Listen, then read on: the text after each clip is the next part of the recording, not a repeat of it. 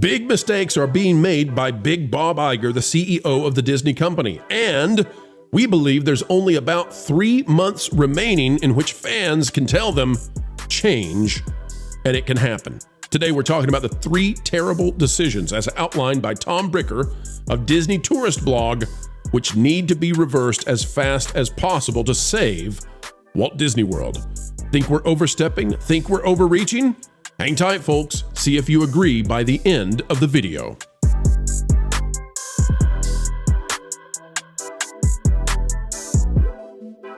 Well, it's a zippity-doo-dah day right here, as is every day, streaming to you from somewhere sunny USA, the studio that continues to bring you the news you need to know when it comes to entertainment, travel, vacations, and everything else that should be fun. Folks, as we get ready to get started, consider clicking the like button. And if you do so, well, the videos will keep on rolling out and will never be done. And that would be a joy truly. Unlike what's happening at Disney, where at Disney World, joy is becoming, well, a bit scarce, shall we say. Let's get into the video. We'll tell you why Disney might be scared of some big decisions that they've made that could be costing them in a big way. Take a look at this, folks, out of Disney Tourist Blog by Tom Bricker.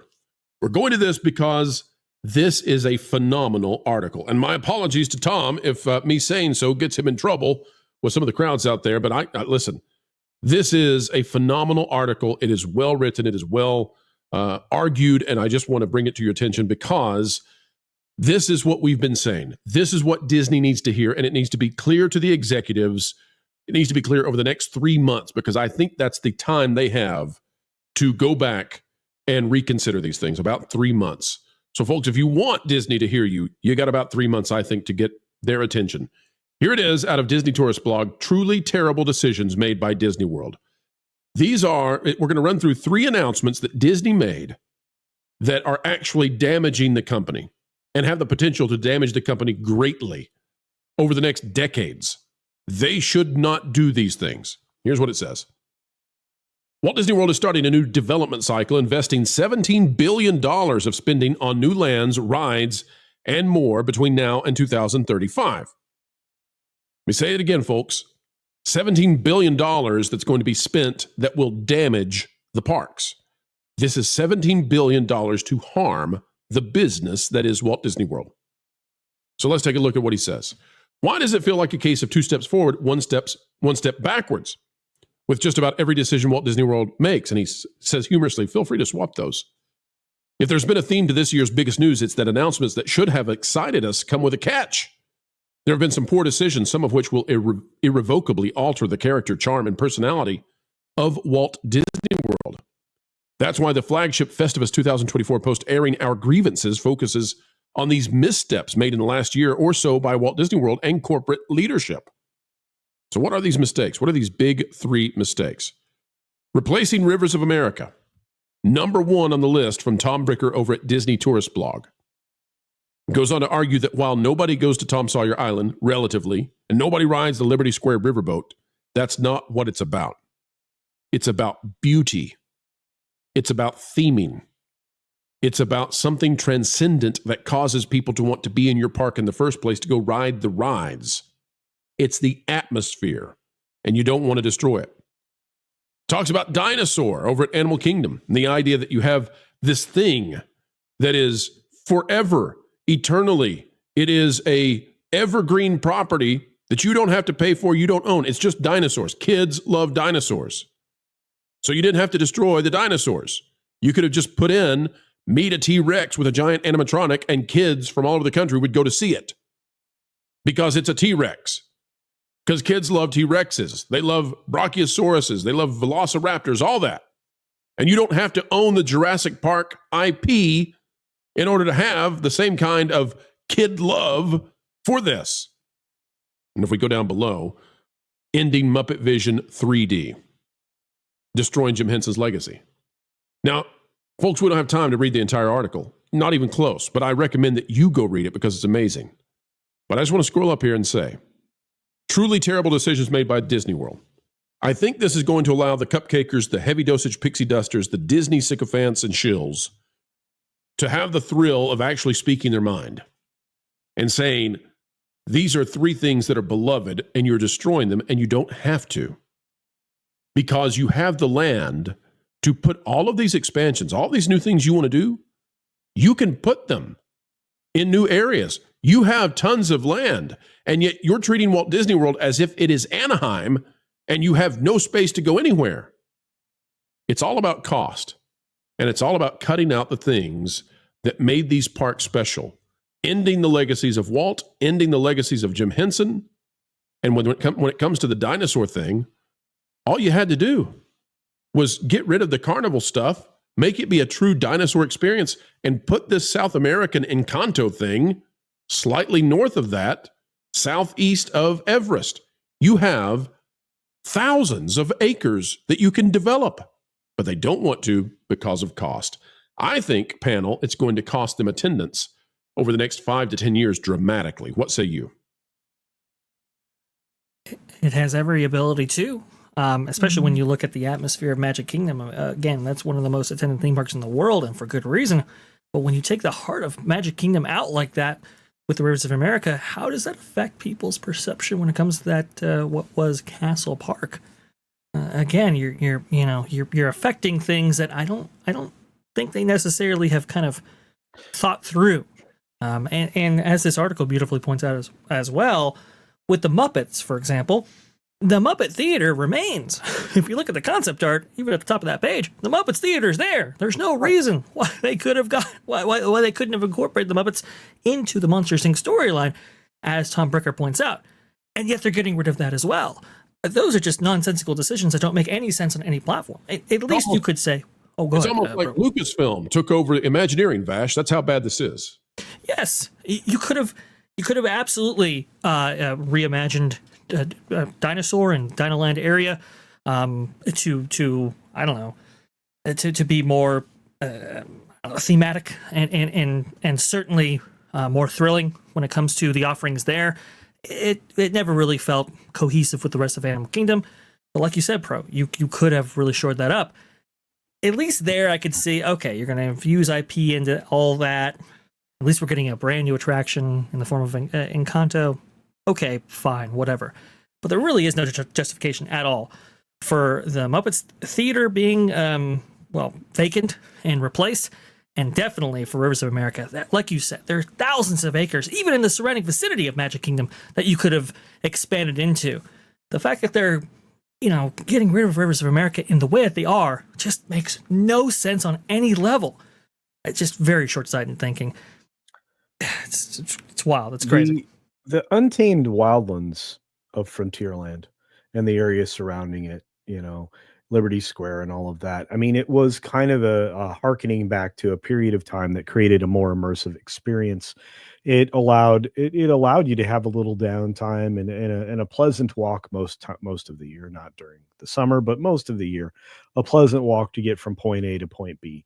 There was so much available land, as Vash is talking about, that you literally could have gone well behind Haunted Mansion and everything else rather easily. You didn't have to do this. You could have done a little bit of redevelopment if you wanted to. I will say that I'm still not a fan of the extended queue line for the mansion, so I think that could have been reworked if they needed to expand to get a full pathway around the area there.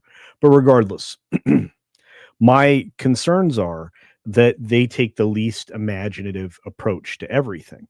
And it speaks to the larger problem at Disney. They lack imagination in how to creatively solve problems. They to them, it's more about blunt solutions like sledgehammers through walls and things like that. They really don't, as I said before when we touched on this subject before, you really didn't have to put yourself in this position to begin with. You could have left many openings for yourself for redevelopment in the studios parks, knowing full well that you had areas that, should have not been parking lot anymore after the last time you passed your bulldozers through the area.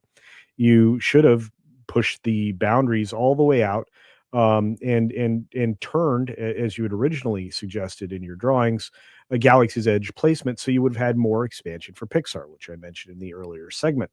But you should have gone ahead and built the 1 or 2 garages that you'd already designed in the parking lot spaces at the studios, so you could have redeveloped even more of the parking lot area into the park. The cast lot should have just been sacrificed. It would already been on the table. You were going to have to redistribute infrastructure anyway with multiple different power locations, and you could have got in front of this several years by just building out the infrastructure for additional power stations where you were going to do future development. It's the polar opposite. This thinking is polar opposite of what Universal is doing with its projected development, its takeover of the Lockheed Martin property, where they're going to gain several thousand additional acres for development. Disney's not out of space, and they're just out of ambition and creativity, and that's why they're trying to keep everything within the footprint. By the way, consider how lovingly Disney likes to chop the budget for projects and wonder exactly what you're going to get out of this new Cars development, that we've talked about, or this new Monsters Inc. development area that we're thinking, right? I don't imagine they'll be built out the way that you would expect or as it has been presented, because all you have to do is look at the redevelopment of Epcot and recognize that we got almost nothing of what was proposed or planned. You already had projects in and underway that somehow magically found themselves recharacterized as being part of this Project Gamma, which include that Space 360 restaurant or whatever the heck that thing's called, that nobody really visits. It's too eclectic and food is strange. wonderful, by the way, but nobody goes there. Yeah. Kocho, I want to take something you said though, and I want to hand it to Erica, because it's fascinating me. We've got to fill in the Rivers of America so that when we got to bulldoze Tom Sawyer Island and take out the Liberty Bell, all the beauty that's over there, we got to upend all of Frontierland and Liberty Square, a quarter of the park that generates about 1/3 of all of Disney's profits. We got to destroy all of that, Erica, so we can put in dirt racing off-brand Cars vehicles when Tomorrowland Speedway is the most obnoxious, ugly, loud, polluting thing that it's just a horrible ear and eyesore. Why in the world are we not like, that's ugly? We're destroying beauty and we're saving ugly. Why can't we put cars on the Tomorrowland Speedway and make them electric and make it quiet and make it nice and put mountains and all of that over there? Why do we have to destroy that which is beautiful so that we can save that which is horrible? I don't know. I did have a interesting thought cross my mind. Epic Universe is going to be the new Magic Kingdom on the block. And I'm sitting here wondering what's going to happen in the long run with these cupcakers that are so bought into Disney. How long do you think it will be before they start daily vlogging over at Epic Universe the way they hit up Disney? 2 years. And it just came to my mind. No, Erica, that's a great point. It's going to depend on their website, and it's going to depend on their YouTube channels or their X accounts. If they can migrate over, they'll do it. But some of them are going to box themselves in because they're going to be so associated with only Disney content that they can't go anywhere else. And then they're going to be over there all by themselves, loathsome and angry, trying to keep up, views on Disney, but it's going to be trouble. I want to go to, I'm just curious how that's going to evolve. Well, Mark Woodbury did say that they were putting the park back in theme park. That was one of the very first videos that they released about Epic Universe, talking about the central area there in that park, Celestial Park. And here's the thing, bro, it doesn't make any sense that you replace Rivers of America with this whole Cars project. And yes, it makes perfect sense to replace the Speedway with this, but that's you or me. These people, they look. They look at spreadsheets. They even inherited these properties. They didn't actually create them. And so they don't understand the usefulness or the resourcefulness of these different spaces and so forth. So when you look at like the operating costs, for example, well, it takes a lot of money to keep up a Liberty Bell, old steam wheeler like that. It takes a lot of investment to keep that operating on a regular schedule. There's maintenance when it comes to the Rivers of America. We can, throw out all of that and look at this beautiful ROI that we get with, implementing Cars in the fashion that we do. It makes sense on a spreadsheet. It makes sense to a bean counter. It doesn't make at all sense to what makes these parks wonderful and great. Folks, it's time to bid you adieu, but we hope that you will help us anew, and that is, we're only asking you click that like button. Share, subscribe, click it, stick it to those algorithms. It is the notification bell, and drop a comment down below. And oh, by the way, have you gone the way of thatparkplace.com? www.thatparkplace.com. It's the website that if you're not yet bookmarked to, well, you should be. A bastion of truth and knowledge when it comes to entertainment and everything that's going on. Go check it out today, folks. We would love to have you over there as well. All right, we are getting ready to head out, but do not fret, for we will put out 4 more videos tomorrow, so long as the good Lord allows. And we believe that probably, just might, happen. All right, until the next time we get to share time with you, keep learning, keep growing, and as always, keep having fun.